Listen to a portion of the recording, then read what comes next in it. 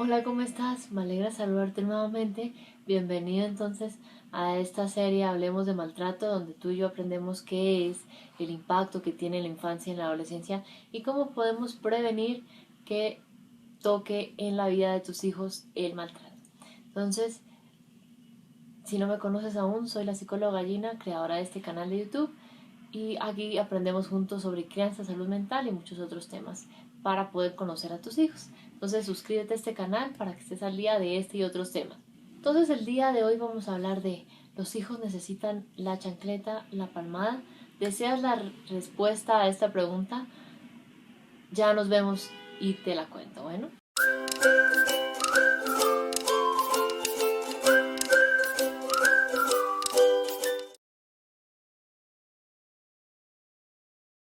Durante todo este mes estamos conversando sobre maltrato para que seamos agentes activos de cambio, identificando qué es el impacto que tiene y cómo podemos prevenir que esto afecte en la vida de tus hijos, ¿sí? Entonces digamos que es importante. Vamos a reflexionar entonces más de este tema. Y vamos a hacerlo entonces a través de 3 claves el día de hoy. Entonces, clave número 1. Cuidador que protege y genera miedo, ¿sí? Digamos que a quién me refiero cuando hablo de cuidador. Llámese papá, mamá, abuelo, tío, ese adulto responsable que tiene la custodia ya sea medio tiempo, tiempo completo, tenga la custodia compartida de ese menor, sea niño, sea niña, sea adolescente, ¿sí? Entonces digamos que tanto en mi caso como en casos de generaciones anteriores, es importante ser conscientes, ok, ¿hasta qué punto yo como adulto le ofrezco confusión a mis hijos? Es decir, les brindo protección pero al tiempo les genero miedo. Y esto puede ser un poco confuso, pero digamos básicamente a qué me refiero, ok. Como tal, digamos, bueno, un hijo deseado, planeado, anhelado, amado. Y en los momentos felices tenemos una relación genial, ¿no? Nos llevamos súper bien, nos reímos, jugamos, compartimos, ¿sí? Cuando obedece. Pero cuando no obedece, lo grito, lo golpeo, lo humillo, lo hago sentir mal, generándole miedo, ¿sí? Entonces hay como una ambivalencia porque entonces a veces le brindo protección, pero a veces le brindo miedo. Y eso es muy confuso para el cerebro de tu hijo, ¿sí? Porque como una misma figura puede brindarle protección y miedo. Y miremoslo desde el punto de vista evolutivo. Cuando, por ejemplo, eh, un venado, digamos que está en la pradera corriendo, ¿no? Y ve un león, el león no le puede brindar dos cosas opuestas al tiempo, no le puede brindar generar miedo al venado y al mismo tiempo generar que hay, el león está aquí es para protegerme, no, le genera una sola respuesta que es miedo y eso le dice, ok, esto es peligroso, congélate, huye o lucha, ¿sí? En el caso de él, por instinto, sale corriendo, ¿sí? En el caso, digamos, de los seres humanos es igual. La idea es, digamos, que sea claro, porque si bien por naturaleza, ok, yo soy una de las primeras figuras de referencia de mi hijo, eso no significa que de por sí ya por eso vaya a sentir protección todo el tiempo, ¿sí? Ay, es que yo le grito por su bien, ay, es que yo le pego por su bien, ay, es que yo lo humillo, lo comparo por su bien, entre comillas, ¿no? Pero por su bien, ¿qué? Si a la hora de la verdad ese cerebro se siente confuso. ¿Sí? Entonces comienzan a decir, no, pero es que lo entiende porque lo grito, hace pataleta y luego cuando se calma ya es cariñoso conmigo como siempre. No es eso, sino que digamos, trata siempre como de buscar esa conexión, porque eso es una necesidad del cerebro, ¿sí? De su estado emocional, de ese cerebro límbico, ¿sí? De ese cerebro emocional de tu hijo. Conexión. Pero sí esa parte básica de seguridad, es decir, si se siente amenazado, si se siente en peligro, así sea con mamá, con papá, pues en algún momento cada vez, digamos, va a disparar más esos malos comportamientos, esos comportamientos inadecuados que llamamos en tus hijos, Entonces que el grito, que la pataleta, que la rebeldía, que no me hace caso, que me dice no, ¿sí? Porque comienza a sentirse totalmente desconectado de ti, ¿sí? Totalmente desconectado. Entonces, qué importante es tener esto presente porque ¿cómo es posible que creamos que yo puedo brindarle protección y miedo al tiempo? No. Creemos que la autoridad en la crianza tiene que instaurarse a partir del miedo y no funciona así. Eso es como si en una relación de pareja uno sintiera amor y odio por esa persona. No. O sientes amor o sientes odio, ¿cierto? ¿Por qué? Porque son dos polos opuestos. Acá lo mismo, protección es lo opuesto a miedo. Porque cuando estoy con protección yo me siento seguro, me siento a salvo. Pero cuando estoy con miedo me siento en peligro. ¿Ves? Las dos caras o los dos extremos totalmente distintos, opuestos, distintos. Gina, pero es que yo lo hago por su bien. Entonces ahí entremos a reflexionar. ¿Cuál es tu intención? Ya lo hemos hablado en estos días. Tu intención es que aprenda a hacer las cosas, tu intención es que se sienta mal. ¿Cuál es tu intención, Gina? Yo deseo que aprenda a hacer y ahí puedes rellenar con lo que desees que aprenda a hacer. Ok, pero ya hemos hablado también que el cerebro cuando siente dolor no aprende, ¿sí? Entonces, si yo siento miedo es porque estoy sufriendo algún dolor, algún sufrimiento, ¿sí? Entonces, por consiguiente, no voy a aprender, ¿sí? Entonces, qué importante es tener esto presente. Clave número 2. Adquisición de las primeras habilidades sociales en casa. Así como hablábamos qué días, a propósito de las normas ¿cuál es el ser humano que yo le entrego al mundo? Las primeras habilidades sociales que adquiere tu hijo las va aprendiendo en casa. Entonces desglosemos eso un poco. ¿Qué es una habilidad social? Digamos que son diferentes habilidades, ya sea generales o específicas, que le permiten a tu hijo desenvolverse de una forma sana, segura, en un ambiente, ¿sí? Saludar, despedirse, dar las gracias, decir no, para poner límites, ¿sí? Decir lo que le gusta, decir lo que no le gusta, ¿sí? Siempre dentro del marco de la asertividad, de la empatía, del respeto. Entonces, qué importante es tener eso presente, ¿no? Porque pues a la hora de la verdad, digamos que, ¿cuáles son esas habilidades que yo le estoy enseñando y por qué?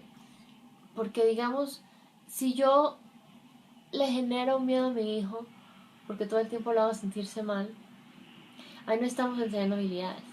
Ahí simplemente estoy restringiéndolo. Ay, no, te vas a tu cuarto. Ay, no, no puedes llorar. Ah, no, no me molestes ahorita con eso. Ay, no es para tanto, ¿sí? Devaluando cómo se siente, devaluando cómo vive esa experiencia tan difícil para él, para ella, ¿sí? Pero digamos, si mi intención es, ok, protegerlo, la idea es ahí valido su emoción, ¿sí? Entiendo que esto es difícil para ti. No quieres ir al colegio y tienes que hacerlo. Pero yo sé que tú puedes con esto. Vamos a bañarnos. Entonces, ¿prefieres ir saltando como conejo o ir trotando como caballo? ¿Qué vas a elegir? ¿Sí? Digamos que la idea es hacerlo sentirse seguro, que ok, mamá me entiende, mamá se pone en mi lugar, mamá sabe que esto está haciendo difícil para mí y mamá me acompaña, ¿sí? Me siento seguro, me siento conectado, ¿sí? Entonces, cuando poco a poco van adquiriendo esas primeras habilidades sociales, ahí es que uno comienza a ver que hay niños que, por ejemplo, comienzan a tener muchos conflictos con otros niños. ¿Por qué? Porque ahí en casa puede que se le esté restringiendo sentir, restringiendo expresarse y cada vez que lo hace hay un golpe, hay un grito, hay una humillación. Pero digamos, si lo enfocamos desde la protección, entonces esas habilidades sociales son más a tener la capacidad de usar un lenguaje asertivo, ¿sí? De ser empático con las emociones de los demás, de saber cuando se siente mal por algo y gestionar sanamente esa emoción, ¿sí? A través de diferentes ejercicios de respiración. Y a partir de ahí entonces se lleva mucho mejor con con esos compañeros del jardín, del colegio, ¿sí? Entonces ahí es cuando uno comienza a ver la diferencia de que hay niños que pelean por todo y por nada, ¿sí? En el jardín. Y hay otros que básicamente saben poner límites, saben usar un lenguaje asertivo, saben ser empáticos, saben expresar sus emociones sanamente, en fin. ¿Y por qué? Porque a la hora de la verdad sería bueno entrar a preguntarnos qué está aprendiendo cada uno de sus dos niños en casa. ¿Está aprendiendo algo? ¿Qué? Porque si a mí me gritan, me golpean, me hacen sentir mal todo el tiempo, pues tiendo a creer que esa es la forma en la que yo debo interactuar con los demás. Tiendo a creer que esa es la forma habitual en la que todos van a interactuar conmigo y yo debo interactuar con todos así, ¿sí? Porque hace parte de mi cotidianidad. Así me dejé un trauma, creo que debo generar espacios en los que haya ese trato conflictivo, violento, porque como es lo único que conozco, creo que es lo único que existe, así no sea así. Y por otro lado, entonces, en el caso del otro niño, por lo que va aprendiendo en casa, entonces aprende, ok, está bien que a veces me sienta feliz, pero también está bien que me sienta triste, también está bien que me sienta enojada, también está bien que me sienta frustrada en ocasiones, ¿sí? Puedo expresarlo con ejercicios de respiración, cuando me calme hago X o Y actividad que me haga sentirme mejor, ¿sí? Ahí comparamos, ¿sí? ¿Por qué? No tanto por ver quién es mejor o peor, sino, ok, ¿quién está aprendiendo habilidades y a quién se le está negando, sin darse cuenta, de forma involuntaria, la oportunidad de aprender habilidades? Ya hemos hablado muchas veces que debajo de esos llamados malos comportamientos hay necesidades que falta satisfacer o habilidades que tu hijo necesita aprender. Cuando grita, cuando muerde, cuando manotea, básicamente lo que te está diciendo es no sé hacerlo de otra forma. No lo hace por mal, no lo hace por hacerte enojar, en fin. Entonces, si vemos todo esto desde una mirada amorosa, nos damos cuenta, ok, gritos, la chancleta, la palmada, en realidad yo tiendo a caer en ese tipo de cosas simplemente porque quiero que mi hijo ya haga algo, pero en realidad yo no se lo he enseñado. Gina, es que yo quiero que no raye la pared. Pregunta, ¿le has enseñado dónde sí puede rayar? Gina, es que no quiero que sea grosero. ¿Le has enseñado cómo expresarse? Gina, es que yo quiero que sea ordenado. No sea desordenado. ¿Le has enseñado a qué te refieres cuando le dices ser ordenado? Gina, es que yo quiero que esté listo para el colegio. ¿Le has enseñado una rutina para que pueda ir anticipando cómo va a ser cada una de las actividades que lo preparen para ir al colegio? ¿Sí? Entonces, qué importante es reflexionar sobre esto. Bueno, clave número 3. Tus emociones son tu responsabilidad, ¿sí? No son responsabilidad de tu pareja, de tus hijos, no. No es que mi hijo me hizo enojar. No es que mi hijo me hizo poner triste. No, porque le damos esa carga de mis emociones a ese hijo. Y qué carga tan pesada para que la lleve, ¿sí? Va a sentirse culpable porque mamá se está sintiendo enojada por mi culpa. Yo soy el que tiene la culpa de que ella esté enojada, ¿sí? Entonces comenzamos a hacerles creer que no, que en realidad tienen que hacer todo tal cual mamá lo desea y ya. Y pues no es la idea, ¿sí? Digamos que no es que tu hijo te haga sentir mal, que te haga sentir frustrado, que te haga sentir enojado, que te haga sentir triste, ¿no? Eso, palabras más, palabras menos, es manipulación. Manipular a mi hijo para que se sienta mal porque mamá se siente triste y haga las cosas. Y digamos, no es la idea porque entonces, ay, es que mi hijo fue el culpable de que yo le pegara porque hizo tal cosa, porque no hizo tal cosa. Mi hijo fue el culpable de que le pegara con la chancleta, de que le diera la palmada, porque no fue respetuoso en casa, porque no dejó las cosas organizadas en su cuarto, porque. Y pues no, ¿sí? No es la idea, porque a la hora de la verdad, mis emociones son mías. ¿Y por qué se los digo? Porque debes saber que hay una parte del cerebro aquí, ¿sí? Que es el cerebro límbico, o el cerebro emocional, o el estado emocional, donde básicamente se originan todas las experiencias emocionales que yo siento a partir de la interpretación que yo le hago a uno o varios hechos o situaciones que se me presentan diariamente, ¿sí? Entonces, mis emociones, digamos que si quiero echarle la culpa a alguien de mis emociones, echémosle la culpa, por decirlo de alguna manera, a ese sistema límbico, porque ahí surgen. Muchas veces la situación es de una forma, pero yo con mis emociones tiendo a verla de una forma muy distinta por la interpretación que yo hago, ¿sí? Entonces es importante ser consciente de eso, ¿sí? Porque a la hora de la verdad, ok, los hijos necesitan la chancleta, la palmada, ¿no? Sí, digamos que debemos brindarle seguridad, debemos brindarle protección, debemos conectar desde su estado emocional para que así poco a poco va siendo una escalera en la que vamos ascendiendo y en algún momento conforme tu hijo vaya creciendo va a aprender a tomar decisiones, va a aprender a resolver problemas, porque este lóbulo prefrontal se irá desarrollando a través de las conexiones neuronales que le fuimos creando con las veces que le enseñamos esa habilidad, luego las veces que la reforzamos o la fortalecimos, haz práctica, práctica hasta que la adquiriera y luego las veces en las que hicimos eso mismo con una nueva habilidad que necesitaba aprender, ¿sí?